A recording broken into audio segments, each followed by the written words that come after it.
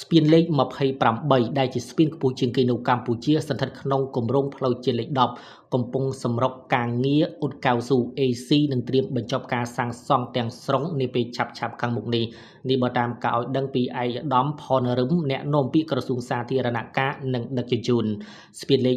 28ដែលជាស្ពានខ្ពស់ជាងគេនៅកម្ពុជាមានកម្ពស់90ម៉ែត្រប្រវែងសរុប537ម៉ែត្រនិងទទឹង10ម៉ែត្រសណ្ដូកខ្លួនឆ្លងកាត់ស្ទឹងឫស្សីជ្រុំស្ថិតនៅភូមិឆៃលូកឃុំអូសោមស្រុកវាលវែងខេត្តពោធិ៍សាត់ដែលបច្ចុប្បន្នការសាងសង់សម្រេចបានស្ទើរតែ 100% ហើយឯកឧត្តមផនរឹមបានបញ្ជាក់បន្ថែមថាក្រៅពីការងារឧដកៅស៊ូក្រុមការងារនៅសល់ការងារបន្ទាប់បន្សំមួយចំនួនទៀតដូចជាការងារបង្កាន់ដៃរបាសុវត្ថិភាពគំនូសចរាចរណ៍ផ្លាកសញ្ញាចរាចរណ៍ចំណាំងផ្លាតនិងភ្លើងបំភ្លឺជាដើមតាមគម្រោងស្ពានដ៏សំខាន់នេះនឹងបើកឲ្យប្រជាពលរដ្ឋធ្វើដំណើរជាប្រក្រតី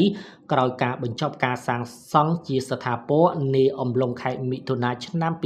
2025ខាងមុខនេះក្រសួងសាធារណការនិងដឹកជញ្ជូនក៏បានអំពាវនាវដល់ប្រជាពលរដ្ឋឲ្យធ្វើដំណើរដោយសុខសុវត្ថិភាពនិងរីករាយជាមួយសមិទ្ធផលជាតិថ្មីនេះ